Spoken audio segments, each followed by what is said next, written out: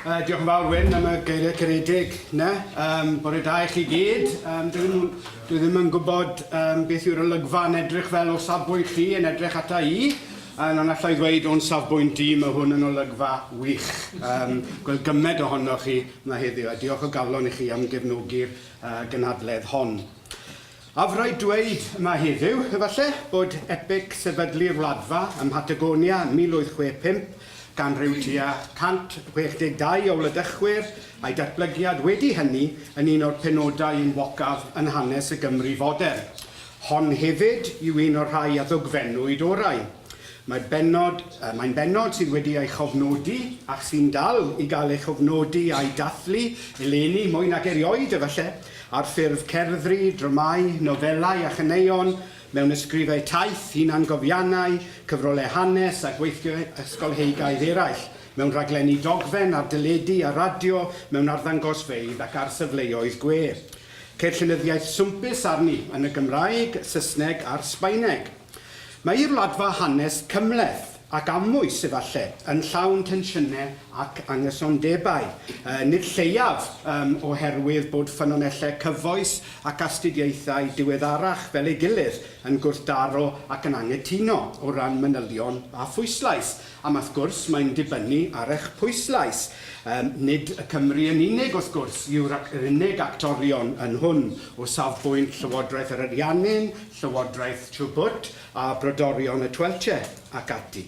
Y sefyllfa amwys efallai sydd wedi cael tipyn o sylw yn ddiweddar ar rai o'r safleoedd gwe a rhaglenni ac ati Cymru fel gwladychwyr ac hefyd yn dioddefwyr gwladychu. Ond wrth gwrs roedd yr holl fenter hefyd yn bwnc llosg a'n anodd llawer o sylw, dadl a dryswch hyd yn oed ar y pryd. Fel sy'n hysbys iawn hefyd, mae tro ar fyd arall wedi bod ar waith yn hanes y Wladfa ers y 1960au, yn sgil nifer o ddatblygiadau pwysig, yn ei plith cysylltiadau agosach rhwng Cymru a'r Wladfa, sefydlu'r orsedd yno, ac wrth gwrs yr ymdrechion brwd i gryfhau'r sefyllfa'r Gymraeg yno. Mae mwy nag un sylwebydd wedi nodi'r tueddiad cryf i ramanteiddio, delfrydu a symleiddio holl stori'r Wladfa. A dros y blynyddoedd mae hi hefyd wedi ei chwyddo trwy chwedl a myth. Mae'n sefydlu'r drefedigaeth a dyfalbarhad a dewrder yr ymsefydwyr cyntaf yn wyneb caledu dirfawr yn ogystal wedi dod yn rym symbolaidd ac econaeth cryf yn y mudiad cenedlaetholgar Cymreig a'r frwydr i gynnal yr iaith Gymraeg. Yn gyffredinol, Patagonia yw'r presenoldeb Cymreig mwyaf adnabyddus ymysg y Cymru, yn enwedig yn fydd siaradwyr Cymraeg. Ac mae'r gred yn parhau mewn rhai cylchoedd fod symud i Patagonia ac Ymfudo o Gymru yn ystod y 2 ganrif ddiwethaf yn gyfystyr. O bosib, mae'r digwyddiadau'r flwyddyn fawr hon wedi atgyfnerthu'r fath argraff. Yn y cyflwyniad y bore yma felly, mae fy mhrif fwriad yw ceisio dadansoddi rhai agweddau pwysig ar y cefndir Cymreig ehangach i hanes sefydlu'r Wladfa. Yn benodol, roedd am archwilio'r fenter yng nghyd-destun Ymfudo yn gyffredinol o Gymru yn ystod y cyfnod hwn, a'i datblygiadau yn y famwlad a fi'n gyfrifol am yr allif. Gan fod y gynhadledd hon yn canolbwyntio ar y Wladfa, roedd yn bwrpasol yn canolbwyntio ar Gymru ac Ymfudo ohoni yn hytrach na'r cefndir ym Mhatagonia cyn 1865 a chyfraniad Ariannin i ddatblygiad y Wladfa. Rwy'n ymwybodol hefyd y bydd cynnwys fy nghyfraniad yn dir cyfarwydd iawn i'r rhai ohonoch, ond nid i bawb efallai. Beth bynnag, mae'n bwysig gosod sylfaen i'r papurau sy'n dilyn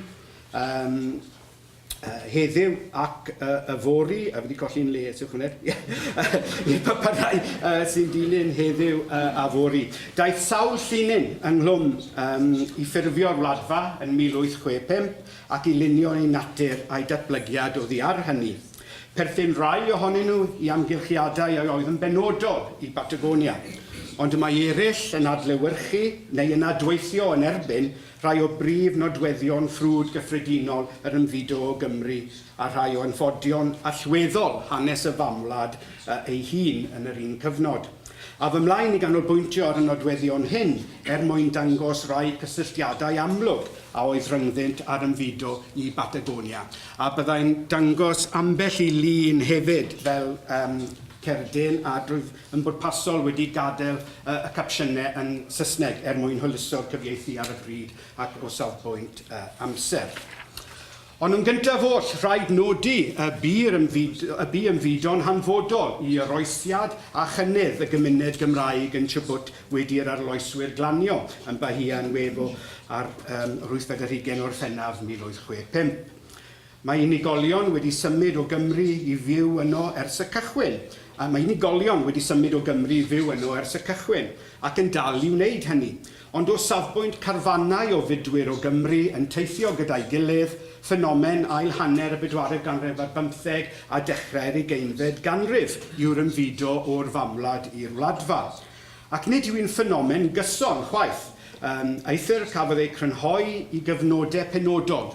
Wedi i'r mimosa hwylio ymaith, ni ddaeth grwpiau o newyddfodiad eraill tan ganol y 1870au, pan gyrraeddodd dros 500 o Gymru rhwng 1874 a 1876, yn ei plith tua 100 o Gymru o Unol Daleithiau America.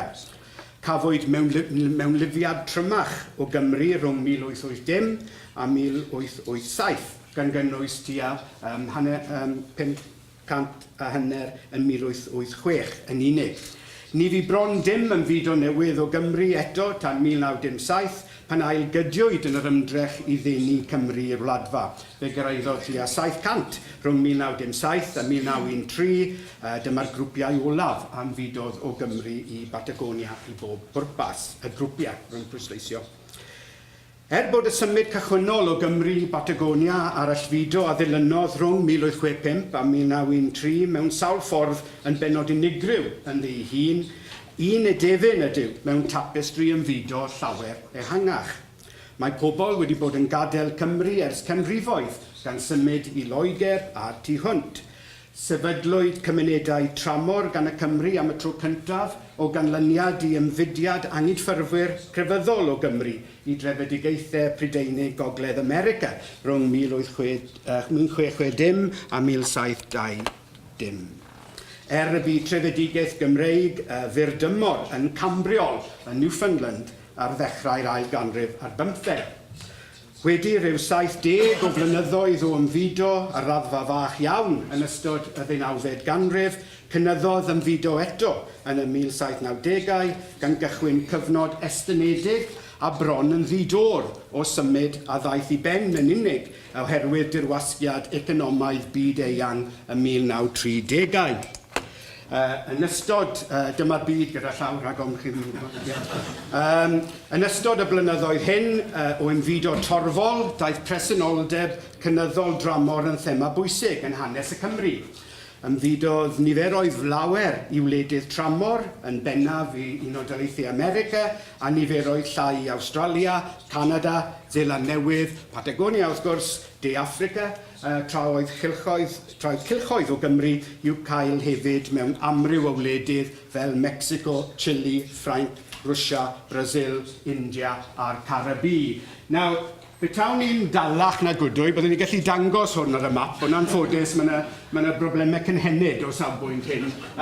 Felly dwi ddim yn gallu gwneud fy hoff dric o roi fath bod fi'n darllen y tywydd bron bod yna nifer fawr o Gymru wedi dechrau symud yn y 1820au draw gyda'r Unol Daleithiau. Ond wrth gwrs, petair, ni'n edrych ymlaen at y dyfodol yng nghanol y ganrif bydde'r rai yn symud lawr i Awstralia ac i De Affrica. Wrth gwrs, ie. Nid oes modd gwybod faint yn union o bobl aeth i fyw dros y môr yn y 14th ganrif ar 15 a dechrau'r 20fed ganrif. Efallai 100,000 a hanner, falle, wel, mae'n amhosib dweud.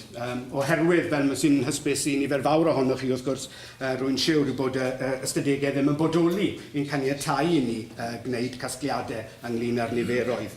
Beth bynnag y rhif, mae angen pwysleisio sawl pwynt pwysig ynglyn â'r niferoedd anfudodd o Gymru a'i cyrchfannau. Ni ddylid gorliwio graddfa'r ymfudo o Gymru. Iddo yn ddios fod yn arwyddocaol, eto, ni allir honni bod ymfudo wedi bod yn gynolog i hanes y Gymru fodern fel y mae wedi bod i'r Gwyddelod ac i'r Iwerddon.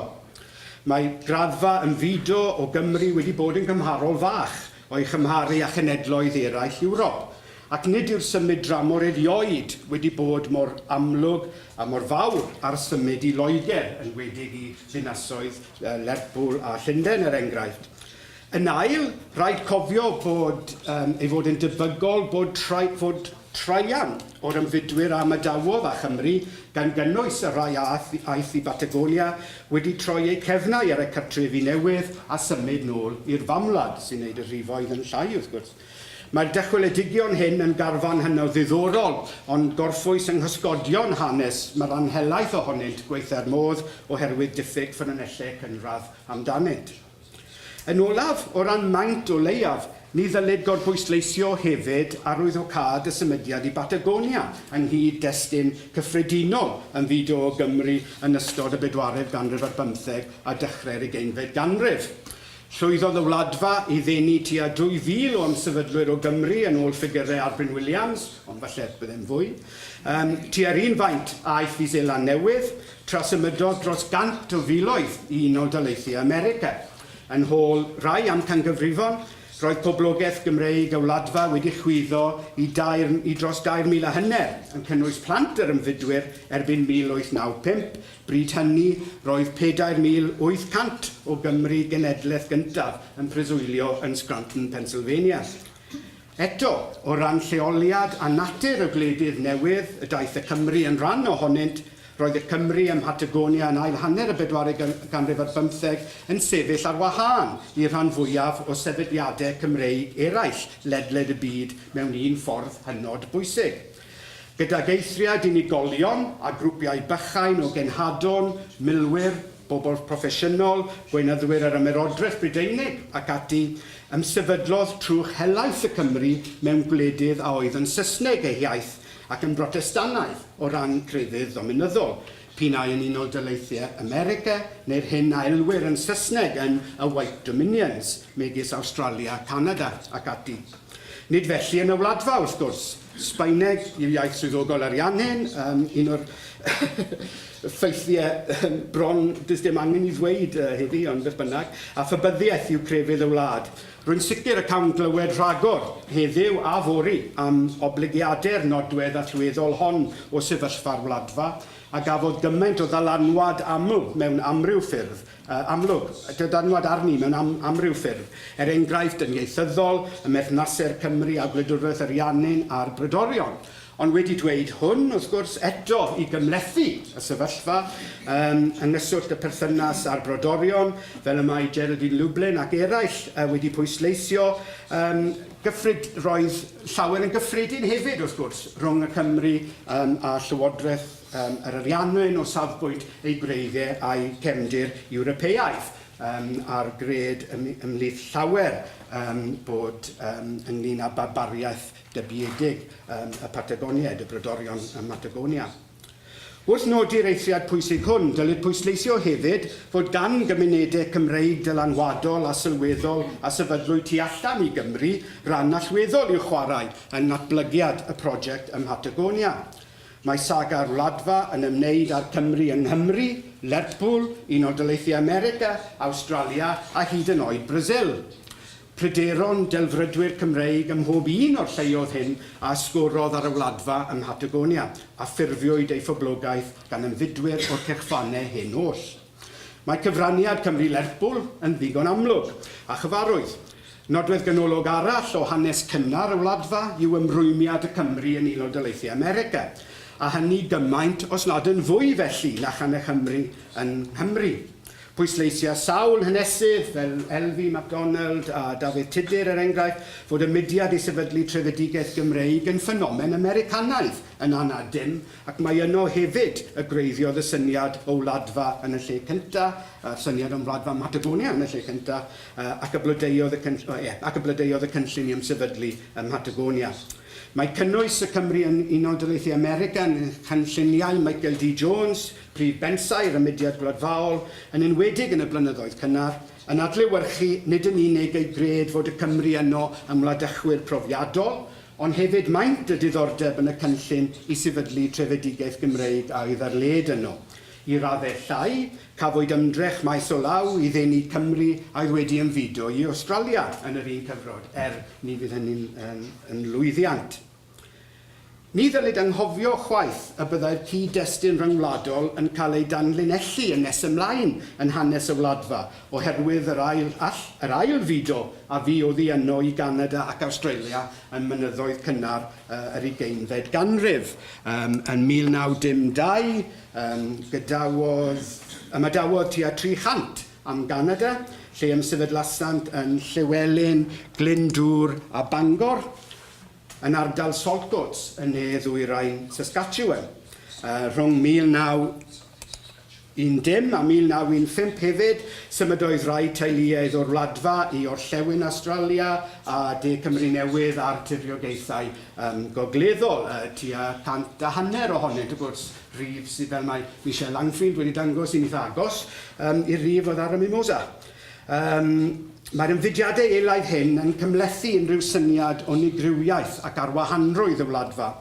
Mae'n werth nodi wrth fynd heibio astudiaethau Robert Owen Jones a Michelle Langfield ar y rhai aeth o Patagonia I Australia a Canada. Bu raid i'r Cymru hyn ail ddychmygu ei syniadau am ystyr y Wladfa mwyn iddynt allu cyfiawnhau'r ffaith ei bod wedi ymadael ar lle ac ar yr un pryd mwyn ei cynorthwyo I ymgynefuno yn y byd a'i bywydau newydd.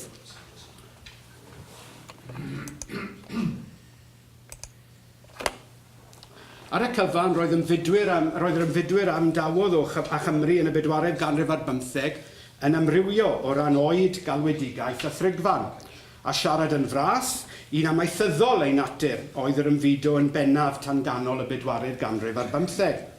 Yn ystod y degawdau dilynol, gwelwyd dominyddu'r ymfudo gan weithwyr diwydiannol allweddol, megis glowyr, chwarelwyr, gweithwyr haearn, dir a thyn plat a'i teuluoedd.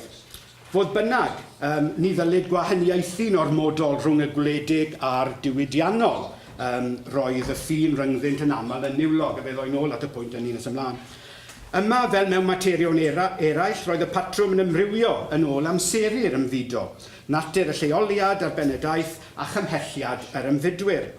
Roedd profiad y Cymru yn ochr draw hefyd yn amrywiol, ac mae o leia dair grŵp fel allai I weld. Rhai oedd yn sefydlu fel unigolion neu teuluoedd mewn ardaloedd oedd ymhell o'r canolfannau mwy poblogaidd I ymsefydwyr o Gymru, a oedd yn cael rhyw fath o Gymreigdod rhithiol yn ei gwledydd newydd, os hoffech chi. I eraill, symud pellderoedd o'r naill le i'r llall yn gyson oedd prif batrwm eu bywydau, heb roi greiddiau lawr yn unrhyw an. Yn yr ardaloedd hynny lle ymsefydlodd y Cymru mewn niferoedd mawr, neu lle roeddent yn ffurfio cyfran sylweddol o'r boblogaeth o fewnfudwyr, enghraifft Wisconsin wledig, Penuchaf Talaith Efrog Newydd, De-ddwyrain Ohio, meysydd air Victoria yn Australia, a meysydd glo Pennsylvania a De Cymru Newydd, llwyddwyd I sefydlu cymunedau ethnig a oedd yn weladwy o le am gyfnod yn gydlynus ac yn nodweddiadol arbennig o ran iaith a diwylliant. Felly, Eisteddfod Cymru Victoria, Australia, 1967. Y ffactorau allweddol a lluogodd hyn oedd ymfudo cydwynol, chain migration. Hynny yw lle mae un aelod yn ymfudo wedyn bod hwn yn targed I ymfudwyr aelodau teuluoedd ffrindiau ac ati I fynd I fyw gyda nhw. A hefyd clymau teithiol, iaith, crefydd a diwylliant cyffredin a galwedigaethau penodol. Dylid nodi yn y cyd-destun hwn fod nifer o aelodau'r fyntau gyntaf I Patagonia yn 1865 yn perthyn i'w gilydd, ac mae'r un peth yn wir am Gymru a gyrhaeddodd wedi cychwyniad I Wladfa, ac I rai wrth gwrs aeth o'r Wladfa I Ganada ac Australia. Mae'r nodwedd hon yn pwysleisio pwysigrwydd rwydweithiau teuluol yn yr ymfudo hwnnw hefyd. Ei elfennau unigryw, nid yw'n ddefnyddiol ystyried y dimensiwn gladfaol yn bennod llwyr annibynnol a safodd ar wahân I brif ffrwd yr ymfudo yn ystod y cyfnod hwn. Rhaid cael dealltwriaeth o brofiad hanesyddol y Cymru yn yr holl wledydd yr ymsefydlwydd ynddynt mwyn deall yn ei gyfanrwydd cymlethdod ac amrywiaeth yr allif o Gymru a phrofiadau'r ymfudwyr.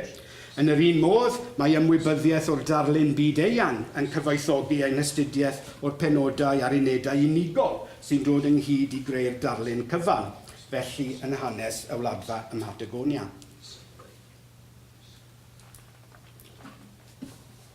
Dylid trafod sawl ffactor pwysig arall mwyn iawn ystyried sefydlu'r Wladfa yn ei gyd-destun ehangach. Pa le bynnag oedd pen y daith yn y diwedd, sbardiniwyd a saerniwyd yr Ymfudo o Gymru gan ddatblygiadau penodol a phellgyrhaeddol a gafwyd yn y famwlad. Ar ddiwedd y 19fed ganrif ac yn ystod y 4ef ganrif ar 15, profodd Cymru draws newidiadau demograffaidd, economaidd, cymdeithasol a chrefyddol dwys. Bu rhain yn rhannol gyfrifol am sbardino'r allif ac am greu'r ffurfiau cymdeithasol a diwylliannol a gymrodd yr ymfudwyr gyda nhw. Bu'r newidiadau hyn yn gyfrifol am liwio meddylfryd yr ymfudwyr a'i hymateb i'w hamgylcheddau newydd yn y gwledydd estron.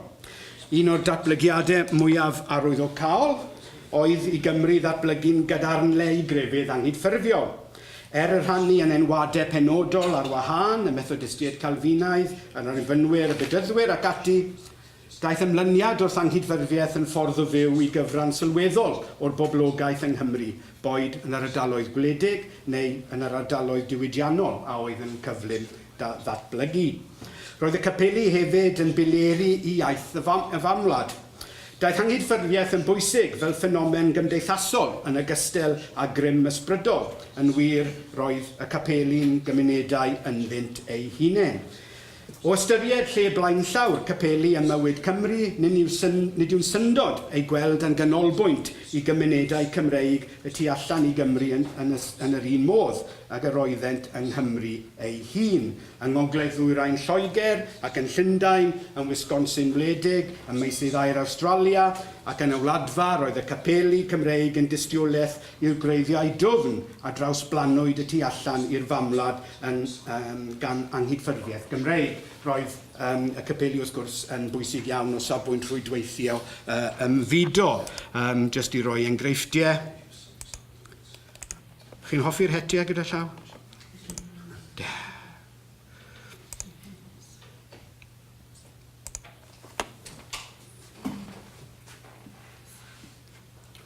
Erbyn canol y 4eg ganrif ar 15, roedd anghydffurfiaeth nid yn unig yn dechrau datblygu'n rym gwleidyddol ac yn dangos tueddiadau cenedlaetholgar, ond fe'i hystyrid hefyd yn gynyddol fel dynodwr pennaf Cymreigdod ac yn rhan hanfodol o hunaniaeth Gymreig. Daeth cwynion yr anghydffurfwyr yn erbyn yr eglwys sefydledig, yr eglwys Anglicanaidd, a thal y degwm yn benodol, sef 10% o'r incwm, yn faterion cenedlaethol, a ddwysaodd raniadau gwleidyddol ac economaidd yng nghefn gwlad Cymru. I sefydlwyr y drefedigaeth Gymreig ym Mhatagonia, roedd yr eglwys sefydledig yn offeryn gothrwm.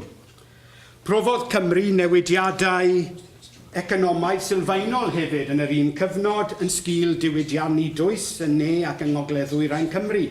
Yn ystod ail hanner y 19fed ganrif, newidiwyd cymeriad gwlad a oedd hyd yn hyn yn denau ei phoblogaeth gan dwf y diwydiannau haearn, copor, llechi ac yn bennaf glo, gan greu anghydbwysedd a gwahaniaethau ranbarthol yng Nghymru. Gwaith haearn Dowlais 1840, enghraifft arall, glofa y Glymogen, y Morganog yn Llwyn y Pia. Ynghyd a threfoli a mewnlifiad a raddfa fawr, bu diwydiannu yng Nghymru yn gyfrifol am adrefnu sylfaenol ar ei economi a'i chymdeithas. Ganed cymunedau diwylliannol newydd wrth i boblogaeth Cymru gynyddu'n ddramatig. Symudodd nifer o'n fudwyr o'r tu allan i Gymru i'r canolfannau diwydiannol hyn, ond tan ddiwedd y 4eg ganrif ar 15, roedd y mwyafrif o'r newydd ddyfodiad yn dod o'r ardaloedd gwledig Cymru. O ganlyniad, planwyd yr iaith Gymraeg ac anghydffurfiaeth Gymreig yn y cymunedau diwydiannol yn ne Cymru, y gwelwyd shifft ieithyddol tuag at y Saesneg yn ddiweddarach yn y 4eg ganrif ar 15. Mae perthynas agos hefyd rhwng diwydiannu ac ymfudo o Gymru yn ystod y 4eg ganrif ar 15. Ar y naill llaw, yn yr ardaloedd diwydiannol, roedd y modau gweithio a chymdeithasol anodd, Roedd cyflogau'n isel ac roedd natur, ffyniant a chwimp yr economi yn gwneud bywyd yn beryglus ac yn ansicr. Byddai ymodau economaidd gwael, yn enwedig yn ystod cyfnod o anghydffod, fel streic 1873, clywed allan 1873 fod yn gwbl gywir, toriadau mewn cyflog a dirwasgiaid yn dylanwadu ar lawer i ymfudo. Ar y llaw arall, roedd gan weithwyr diwydiannol Cymru y sgiliau angenreidiol i ennill cyflogau a syfleoedd uwch mewn economïau diwydiannol tramor, yn enwedig yr Unol Daleithiau. Yn gyferbyniol i'r sector diwydiannol a oedd yn prysur ddatblygu, argyfyngus oedd sefyllfa amaethyddiaeth ar ardaloedd gwledig yng Nghymru yn ystod yr un cyfnod.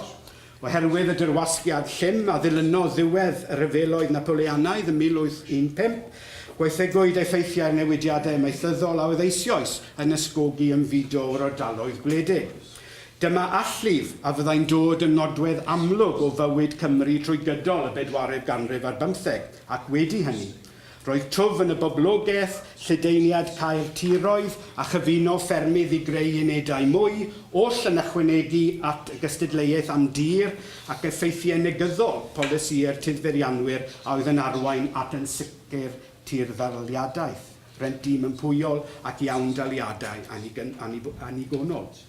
Gwnaed yr achosion sylweddol hyn o anfodlonrwydd yn fwy difrifol o ganlyniad i wahaniaethau crefyddol, cymdeithasol, ieithyddol a diwylliannol rhwng y tirfeddianwyr a'r tenant. Lliwiwyd gydperthynas pobl a'i gilydd yn yr ardaloedd gwledig am lawer o'r 4eg ganrif ar 15 gan y tyndra a greuwyd gan y rhaniad rhwng ar y naill llaw, werin a oedd yn Gymraeg ei haith, anghydffurfiol ei chrefydd, ac erbyn yr ail hanner y 4eg ganrif ar 15 yn rhyddfrydol ei gwleidyddiaeth, ac ar y llaw arall tirfeddianwyr Anglicanaidd, Ceidwadol a Saesneg ei haith. Roedd llawer yng Nghymru wledig yr ader honno gan gynnwys yn allweddol arweinwyr y Wladfa o'r farn fod tirfeddianwyr o Saeson Estron yn ormeswyr a oedd yn rhaid i ffermwyr mynydd yng Nghymru ei ffoi rhagddynt. Ac yn wir, gadael y tir wnaeth llawer o ddiwedd y 19eg ganrif ymlaen. Symudodd y mwyafrif i drefi diwydiannol newydd yn Ne Cymru neu i ganolfannau trefol yn Lloegr, yn enwedig Llundain a Lerpwl. Ond denwyd llawer hefyd i'r Unol Daleithiau America a thu hwnt gan y gobaith am dir rhad neu am ddim a oedd yno. Mae mudo gefn Gwlad Cymru i'r trefi ar ardaloedd diwydiannol yng Nghymru, yn Nghymru, Lloegr neu lle pe bynnag oedd yr ardaloedd diwydiannol hynny, yn un o themau canolog hanes Cymru'r 4eg ganrif ar 15. Adlewyrchu'r hyn yn hanes y Cymru ym Mhatagonia hefyd. Dengys dadansoddiadau Glyn Williams a David Leslie Davies, a dyma mapiau Glyn Williams ynglyn â tarddiad y rheini oedd ar y Mimosa. Fod y mwyafrif y fyntau gyntaf aeth i'r Wladfa yn hannu o'r gymoedd glo De Cymru, yn enwedig ardal Merthyr a chymoedd y Rhondda a Chynon, ac o blith y Cymru yn Lerpwl, lle gwneud y trefniadau i sefydlu'r drefedigaeth. Roedd sawl teulu yn dod o ardaloedd chwareli i llechi Gogledd Cymru hefyd, ac roedd cynrychiolaeth hefyd o'r Unol Daleithiau. Ychydig yn unig a ddenwyd yn uniongylchodd o'r ardaloedd gwledig yng Nghymru sy'n awgrymu ar yr olwg gyntaf mae mudiad diwydiannol ydoedd yn bennaf. Hynny, ganed llawer o'r arloeswyr o bosibl eu hanner yn yr ardaloedd gwledig ac yna symudasant i'r canfannau diwydiannau a threfol. Mae Glyn Williams yn awgrymu mae cymhelliad posibl yr ymfudwyr aeth i Patagonia a'r canolfannau diwydiannol a threfol oedd yr awydd i ddychwelyd i fywyd amaethyddol, ac mae hyn a'i denodd at Dyffryn Camwy oedd y gobaith am dir amaethyddol yn rhad ac yn ddim. Yn hofio o'r brydolion wrth gwrs. Mae'r cwestiwn pam yr ymfudodd bobl gyffredin i'r Wladfa yn un cymhleth a niwlog ac wedi achosi tipyn o anghytundeb ymysg haneswyr y fenter. Tra bod trefnwyr y Wladfa wedi eu hysgogi gan gymellion cenedlaetholgar, cred rhai sylwybyddion i rai o'r ymsefydwyr cyntaf gael eu cymell gan ystyriaethau economaidd. Barn Glyn Williams ar y mater, it would appear that the leaders of the movement were motivated by nationalistic ideals, while some of those recruited for the movement chose to emigrate in order to improve their economic status. Awgryma ar Bryn Williams fod yr ymfudwyr i'r Wladfa wedi ei cyflyru, yn bennaf gan glodi ar awydd I wella ei sefyllfa ac nid gan ysfa genedlaetholgar I adeiladu Cymru newydd. Yn hyn o beth o leiaf roedd ganddynt lawer yn gyffredin ar miloedd o ymfudwyr eraill a dawodd Cymru am leoliadau dirif eraill yn ystod oes aur yn Ymfudo o Gymru. Eto, mae sylwybyddion eraill yn pwysleisio lle canolog, cymhellion, cenedlaetholgar a delfrydyddol ar ran yr ymfudwyr.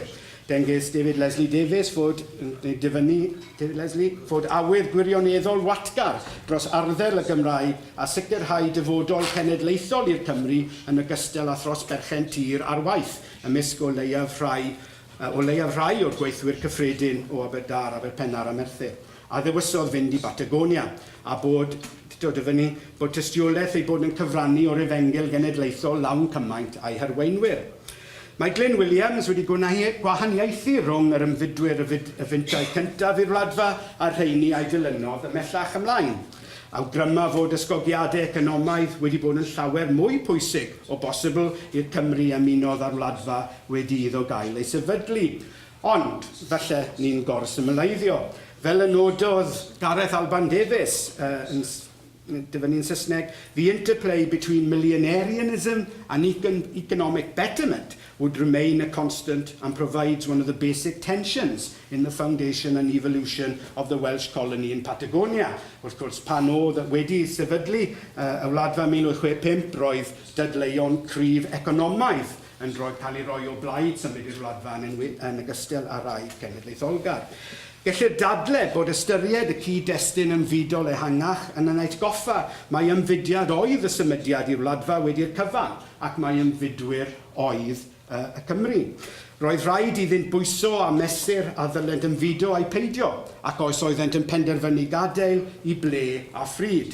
Yn y trafodaethau hyn, roedd dylanwad perswad, gwybodaeth, ffactorau personol oedd yn benodol I bob unigolyn a gweithrediadau a barn perthnasau a chyfeillion roedd hyn I gyd yn ymrywio, ond bob amser yn debygol o fod yn bwysig. Mae sefydfa'r Wladfa felly yn dilyn ac yr un pryd yn gwrthdaro ac ymfudo o Gymru yn gyffredinol yn y cyfnod hwn, a gallir gweld yr un patrwm yn y berthynas rhwng y mudiad penodol I sefydlu Wladfa ym Mhatagonia ac ymdrechion eraill I sefydlu Wladfa Gymreig. Nid oedd gweledigaeth Michael D. Jones am drefedigaeth Gymreig yn gwbl newydd wrth gwrs, ac nid ef oedd y cyntaf I awgrymu'r syniad.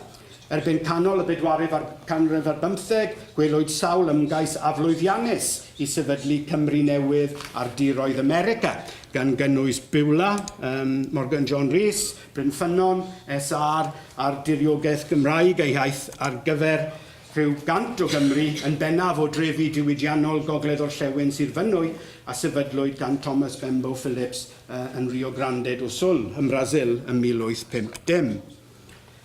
Yr hyn sy'n wahanol am weledigaeth Michael Jones ar gyfer y Wladfa ym Mhatagonia wrth gwrs yw iddo bwysleisio diegelu'r iaith Gymraeg.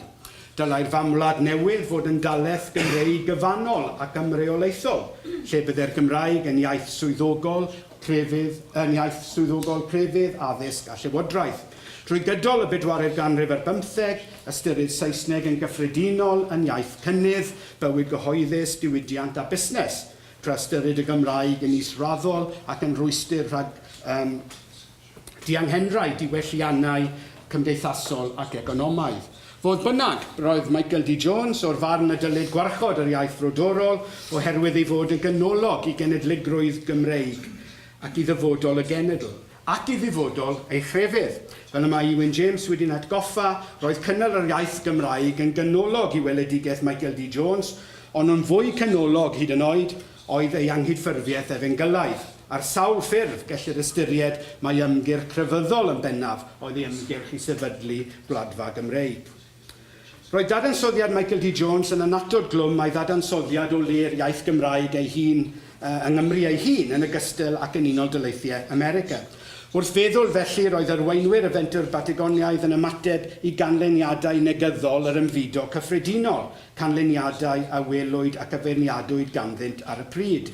Cred Michael D. Jones oedd bod y Cymru yn un o daleithau yn ordieddol i'r hyn a ddisgrifiodd fel yr elfen o ddawl. Yno, yn ei debef, yr oedd mewn fydwyr o Gymru yn colli'r Gymraeg ei crefydd a'i gafel ar ei traddodiadau yn gyflym. Roedd hyn yn achos pryder mawr iddo, ac fel sy'n hysbys, daeth i'r casgliad fod angen ffurfio gwladfa Gymreig, sef ail famlad wleidyddol annibynnol ar gyfer y Cymru, mwyn gwrdroi hyn. Credai dylai'r Cymru tramor ymgatrefi mewn lle na fyddent yn gorfod wynebu dylanwadau a bygythiadau estron na gormes. Oherwydd hyn, mae llawer o yneswyr yn pwysleisio bod yr ymodau a benodd datblygiad a chynhaliaeth yr iaith Gymraeg ym Mhatagonia yn wahanol iawn, oherwydd bod y syniadau tu ôl i'r ymfudo mor wahanol. Ond wedi dweud hyn, yn ei ymgais i sicrhau gwladfa Gymraeg newydd o'r fath, nid oedd Michael D. Jones a'i gydweithwyr am greu ffrwd newydd, wahanol ar wahân o ymfudo, yn hytrach ei nod ar y cychwyn o leiaf oedd newid cyfeiriad yr allif a oedd eisoes yn nodwedd arwyddocaol o fywyd Cymru bryd hynny, gan geisio dylanwadu ar y bobl oedd eisoes wedi penderfynu ymfudo i fynd i Patagonia yn hytrach na lleoliadau eraill.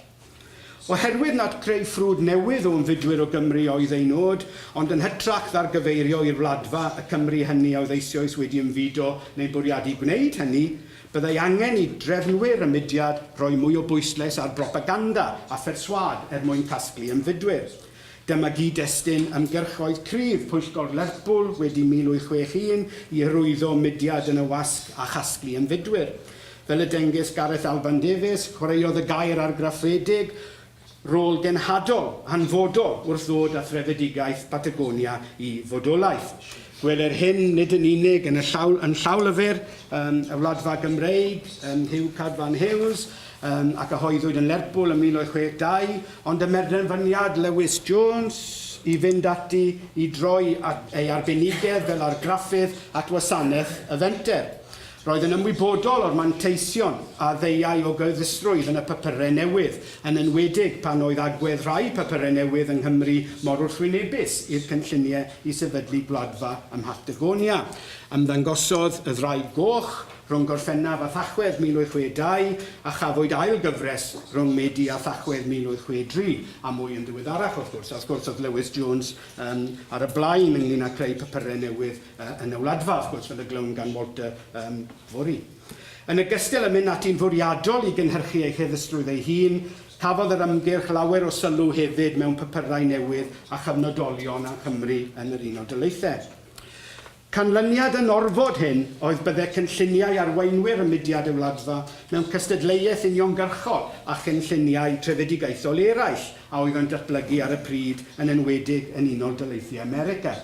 Y mwyaf difrifol a phell cyrhaeddol o'r rhain oedd ymgais perchnogion y drych, papur pwysicaf y Cymru yn America, i sefydlu trefedigaethau Cymreig eu hunain a'r diriogaethau yng Ngorllewin America, Unol Daleithiau America.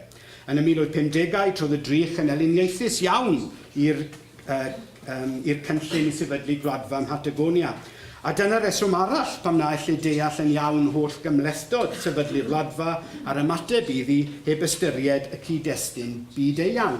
Pwnc hynod o ddadleuol, dryslyd hyd yn oed oedd y wladfa trwy gydol y ganrif, ac yn ynodd wrthwynebiad ffyrnig a diflewyn ar dafod, a nid o reidrwydd gwrthwynebiad o safbwynt ddi-genedlaetholgar, ond hefyd o blaid defnyddio dadleuon cenedlaetholgar o blaid yn erbyn y wladfa.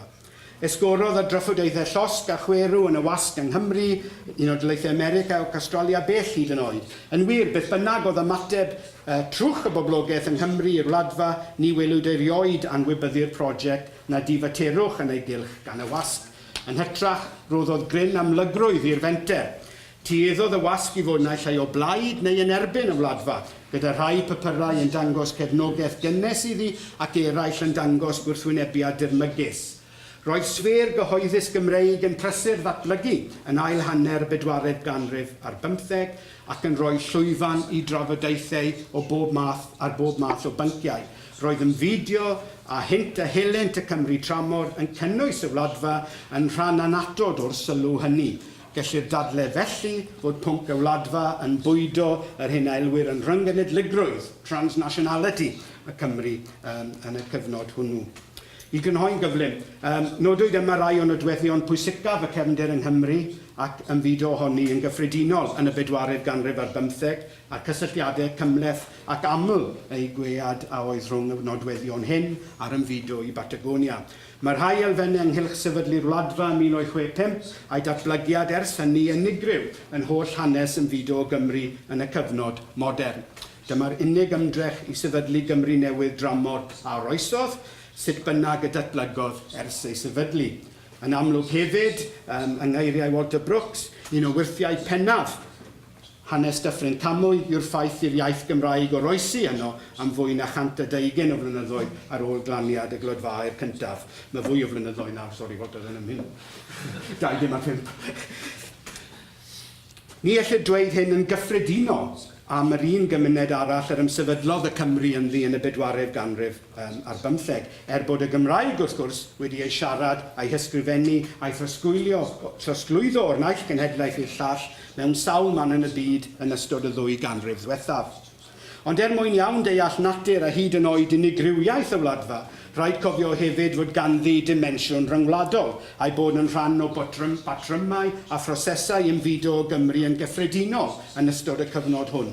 Roedd sefydlu'r Wladfa yn adlewyrchu rai o hanfodion canolog yr ymfudo ar y naill llaw, ond yn adwaith yn erbyn eraill ohonynt ar y llaw arall. Yng nghyd-destun yr ymfudo o Gymru, roedd y Wladfa ar wahân ac wedi ei chydplethu yn yr un pryd. Diolch am wrando.